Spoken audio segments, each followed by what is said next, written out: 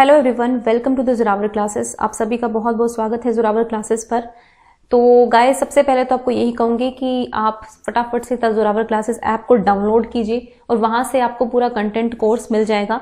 उस content course को जो है आप जल्दी से जल्दी परचेज कीजिए if you want to clear the KVS PRT examination, क्योंकि आप अभी से तैयारी करेंगे तो बाद में आप वैकेंसी के टाइम पे आप उस लेवल तक हो जाएंगे कि आप क्वेश्चन सीरीज और टेस्ट सीरीज सोल्व करने के लायक हो जाएंगे। सो आई वुड सजेस्ट कि आप कंटेंट कोर्स पर फोकस कीजिए थोड़ा सा, और वो कंटेंट पढ़कर जो है फिर क्वेश्चंस का आंसर देंगे तो बेटर चीजें होंगी। तो चलिए स्टार्ट करते हैं अपनी आज की वीडियो। सो फर्स्ट क्वेश्चन हमारे सामने है, अकॉर्डिंग टू पियाजे pre conceptual and intuitive period is related to. पियाजे के अनुसार जो प्री कंसेप्शनल और इंट्यूटिव पीरियड होता है वो कौन सी स्टेज से रिलेटेड होता है। यहाँ पर 3 स्टेजेस के नाम दिए गए हैं और चौथी स्टेज का यहाँ पर नाम नहीं दिया गया है। आप अगर ट्राई कर सकते हैं तो आंसर कीजिए।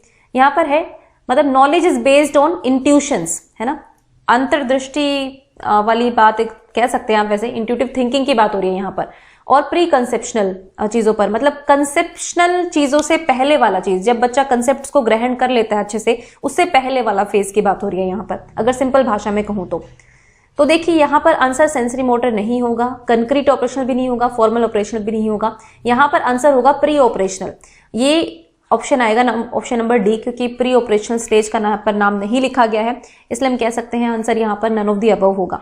देखिए पियाजे ऐसा मानते हैं कि प्री ऑपरेशनल स्टेज पे जो बच्चा होता है उसके कंसेप्ट जो है क्लैरिफाई नहीं होते हैं। ठीक है, पहली चीज तो ये है, मतलब यहाँ पर वो कैटेगरीज में डिवाइड करना शुरू कर सकता है। सपोज आपने बहुत सारे ब्लॉक्स दे दिए बच्चे को, ब्लॉक्स जो है डिफरेंट डिफरेंट शेप के थे, कोई ट्राइंगल का था, कोई स्क्वायर का था, कोई रेक्टेंगल का था। हो सकता है बच्चा पहले इनको कैटेगराइज कर दे कि वो मतलब कलर के बेस पे, उसका सबसे पहला ध्यान जो है ना वो कलर के बेस पे जाएगा। आप उसको देखेंगे तो देखना वो कलर के हिसाब से उनको कैटेगराइज कर देगा। फिर आप और डीप में जाएंगे तो वो उस चीज को कैटेगराइज नहीं कर पाएगा, क्योंकि उसके कंसेप्ट जो है थोड़े क्लियर नहीं होते हैं। उसके बाद दूसरी चीज ये है कि अगर मान लीजिए उसने कैटेगराइज कर भी दिया किसी ब्लॉक को, उसके बाद वो 2 मेंबर्स के बीच बेसिकली क्या डिफरेंस होगा उसको वो डिफरेंशिएट नहीं कर पाएगा। मतलब एक जनरल कैटेगराइजेशन तो वो कर सकता है लेकिन प्योर नहीं कर सकता। मतलब अगर आप उसी चीज में डीप में जाएंगे तो वहां पर बच्चा उसको नहीं कर पाएगा। तो ये प्री कंसेप्शनल नॉलेज होती है, यहाँ पर कंसेप्ट्स वो क्लैरिफाई नहीं होते हैं, उससे पहले का टाइम होता है। उसके बाद जो है इंट्यूटिव पीरियड है, यानी कि जो नॉलेज होती है उसकी वो इंट्यूशंस पर बेस्ड होती है। देखिए इंट्यूशन क्या होती है, इंट्यूशन बेसिकली, इंट्यूशन में हम ज्यादा लॉजिक नहीं लगाते हैं, ज्यादा एनालिसिस नहीं करते हैं, हमें जो अंदर से लग रहा है कि यही होना चाहिए, ऐसा ही होना चाहिए किसी भी चीज को देखकर, है ना, तो ये इंट्यूशन पर बेस्ड होती है। जो प्री ऑपरेशनल चाइल्ड होता है उसके सामने जो भी एट द मोमेंट जो चीजें प्रेजेंट होती है वो उसी पर फोकस करता है, क्योंकि यहाँ पर डिसेंट्रेशन होता है, सेंट्रेशन होता है, बच्चा एक ही जगह पर सेंटर्ड हो जाता है। सपोज बच्चे के सामने कोई चीज हो रही है, उसका फोकस सिर्फ यहीं पर होगा। अगर इस चीज के बारे में हम दूसरी सिचुएशन में क्या हो सकता है वो ऐसा नहीं सोच पाएगा, उसको यहाँ पर जो इंट्यूशन आ रही होगी ना इस चीज को देखकर, वही वो बोलेगा, वही वो रिलेट करेगा उसी चीज के साथ। तो हम कह सकते हैं कि यहाँ पर नॉलेज जो है इंट्यूशंस पर बेस्ड होती है। बच्चे कोई खास लॉजिक नहीं लगाते हैं, ना वो एनालिसिस करते हैं, यहाँ पर जो उनको समझ में आया, जैसा उनको समझ में आया वैसा वो बता देते हैं। तो इंट्यूशन बेस्ड नॉलेज यहाँ पर होती है। तो option number D is the correct option.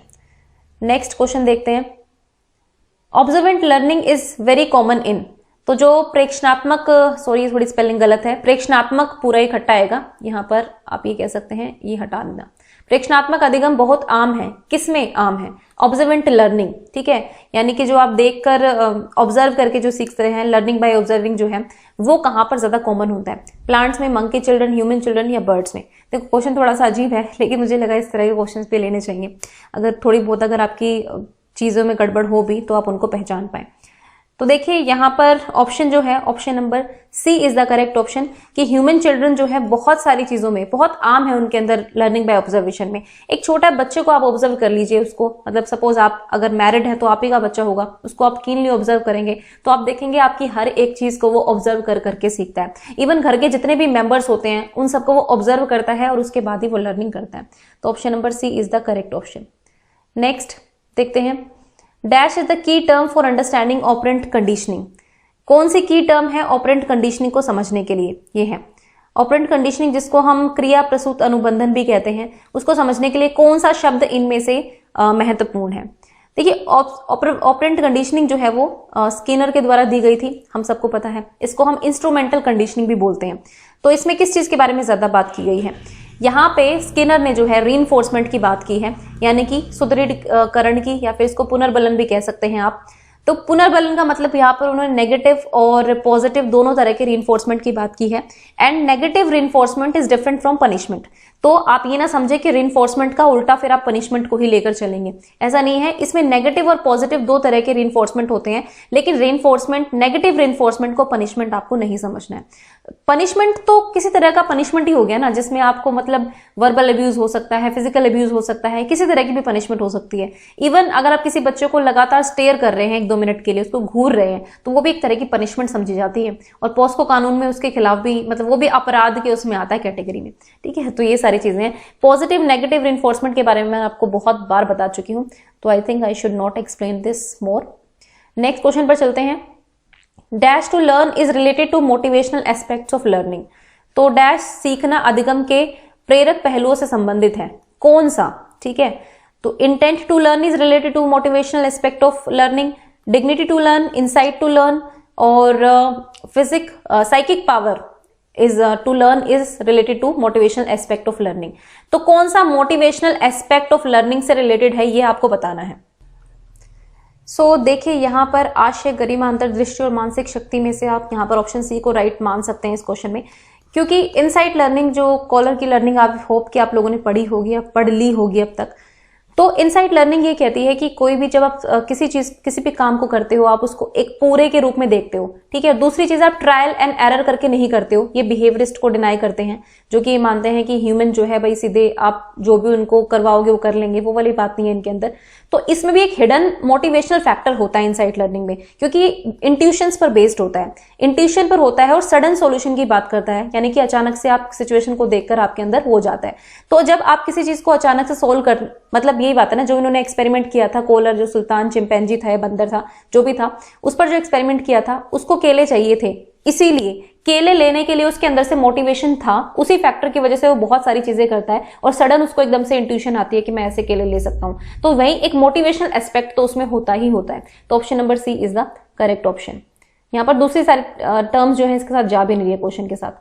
Next है perceptual learning is learning of. तो परसेप्चुअल लर्निंग क्या होती है ये आपको बताना है। रीऑर्गेनाइजेशन ऑफ फंक्शनल होल, मतलब जो कार्यात्मक का पुनर्गठन कह सकते हो आप। एसआर कनेक्शन, स्टिमुलस और रिस्पॉन्स का जो कनेक्शन होता है, या फिर stimulus that immediately follows responses, या फिर ऐसे उद्दीपक जो तुरंत प्रतिक्रिया का अनुसरण करते हैं। आपने कोई प्रतिक्रिया दी और उसके तुरंत बाद ये जो है रिजेंबल हो गया स्टिमुलस, या फिर फिजिकल मूवमेंट्स होते हैं। यहाँ पर परसेप्चुअल लर्निंग की बात हो रही है। तो देखिए परसेप्चुअल लर्निंग होती क्या है, बेसिकली ये हमारा सेंसरी सिस्टम होता है, जो आपके सेंसेस होती है, वो किस तरह से रिस्पॉन्ड करती हैं किसी पर्टिकुलर स्टिमुलस को लेकर, और वो चीजें एक्सपीरियंसेस के साथ बहुत ज्यादा इंप्रूव हो जाती है, उस सारे प्रोसेस को बताता है परसेप्चुअल लर्निंग। मतलब ये हमारी एबिलिटी होती है हमारी सेंसेस की, कि हम एक स्टिमुलस की तरफ रिस्पॉन्स करते हैं, एक इंप्रूव्ड वे में हम रिस्पॉन्स कर सकते हैं, और एक्सपीरियंस के साथ साथ और इंप्रूव्ड वे में हम उसकी तरफ रिस्पॉन्ड करना शुरू कर देते हैं। तो परसेप्चुअल लर्निंग ये होती है। तो क्या होगा, रीऑर्गेनाइजेशन होगा आपके फंक्शनल होल का, मतलब जो भी आप कंप्लीट कार्यात्मक पुनर्गठन करते हैं आप, एक तरह से जो भी कार्य आप कर रहे हैं या फिर जो भी कार्यात्मक चीजें होती हैं उनका आप बार बार ऑर्गेनाइजेशन करते रहते हैं और फिर चीजों को समझने की कोशिश करते हैं, वो है। या केवल एसआर कनेक्शन, तो देखिए केवल एसआर कनेक्शन नहीं है ये, स्टिमुलस दैट इमीडिएट ये भी नहीं है, फिजिकल मूवमेंट होगी नहीं, ये दोनों बिहेवियरिस्ट पर्सपेक्टिव को बताते हैं। लेकिन perceptual learning is different thing. तो इसका आंसर यहां पर आएगा आपका रीऑर्गेनाइजेशन ऑफ फंक्शनल होल। तो option number A is the correct option, क्योंकि यहां पर ये एक्सपीरियंस बेस्ड भी होती है। आप किसी चीज को किस तरह से परसीव करेंगे ये आपके प्रीवियस नॉलेज पर भी मतलब डिपेंड करता है। साथ ही साथ आपका जो एक्सपीरियंस होता है ये बार बार रीऑर्गेनाइज होता रहता है परसेप्चुअल लर्निंग जब हो रही होती है तो, ठीक है। तो option number A is the correct option. Next है distinguishing the call of birds is an example of. Okay, तो कॉल ऑफ बर्ड्स को आप किस तरह से मतलब भेद कर सकते हैं, डिफरेंट पक्षियों की पुकार जो होती है, उनकी कॉल्स होती हैं, उनको आप किस तरह से डिफरेंशिएट कर सकते हैं। तो ये जो है किस चीज का एग्जाम्पल है, कंडीशनिंग का एग्जाम्पल है, परसेप्चुअल लर्निंग का एग्जाम्पल है, वर्बल लर्निंग का एग्जाम्पल है, या फिर नन ऑफ द अबव, ठीक है, वही वाली बात है। तो बताइए क्या होगा इसका आंसर। देखो अभी मैंने आपको जो परसेप्चुअल लर्निंग समझाया वो बिल्कुल क्लियर हो जाएगा। कॉल ऑफ बर्ड्स है, आपने सपोज बच्चे ने क्रो की आवाज सुनी है, उसने एक सिंपल स्पैरो की आवाज सुनी है, ठीक है, स्पैरो की आवाज सुनी है, इसकी सुनी है, फिर कुकू की यानी कि कोयल की आवाज सुनी है। कौवे और कोयल की आवाज में जो है उसको डिफरेंशिएट करेगा ना। जब हम भी छोटे थे तो हम जो है, हमें कोई भी पक्षी आ रहा तो हम डिफरेंशिएट नहीं कर पाते थे। धीरे धीरे हमारा एक्सपीरियंस बड़ा होता है, हम सुर को और उन सबकी आवाजों को पहचानना शुरू कर देते हैं, और जैसे जैसे हम दोबारा दोबारा इन चीजों को सुनते हैं तो हम समझते हैं कि हाँ भाई ये डिफरेंट आवाज निकाल रहा है और ये डिफरेंट आवाज निकाल रहा है। तो ये सारी परसेप्शुअल लर्निंग है कि आप किस तरह से उस आवाज को परसीव कर रहे हो अपने एक्सपीरियंस के बेस पर। तो आप डिफरेंशिएट कर सकते हो डिफरेंट डिफरेंट बर्ड्स की आवाज में बिकॉज ऑफ परसेप्चुअल लर्निंग के कारण, क्योंकि सेंसेस का काम है ना यहाँ पर। तो option number B is the correct option. Next है 3 factors affect that learning affect learning, sorry it's that affect. 3 कारक अधिगम को प्रभावित करते हैं, कौन कौन से हैं? 3 फैक्टर्स दैट अफेक्ट लर्निंग, कौन से 3 फैक्टर हैं जो लर्निंग को प्रभावित करते हैं? यहाँ पर डिफरेंट कॉम्बिनेशंस में आपको दिया हुआ है, तो बताइए। Physiological, environmental and psychological motivation, उसके बाद cultural, environmental and social motivation, फिर है आपका सोशल, इकोनॉमिक एंड कल्चरल। तो देखो इकोनॉमिक तो होगा नहीं यहाँ पर, ओके। उसके बाद इकोनॉमिक, फिजियोलॉजिकल, यहां भी इकोनॉमिक नहीं होगा। अब इन दोनों में से निकालना है। अब देखो फिजियोलॉजिकल है, ये शारीरिक होता है, तो शारीरिक होना बहुत जरूरी है, बिना इससे काम नहीं चलेगा ना। लर्निंग को ये इफेक्ट करता है शारीरिक जो फैक्टर्स होते हैं आपके, आपका मूड कैसा है, आप गुस्से में हैं, आप पढ़ना चाहते हैं कि नहीं चाहते हैं, ये सब आपका फिजिकल है।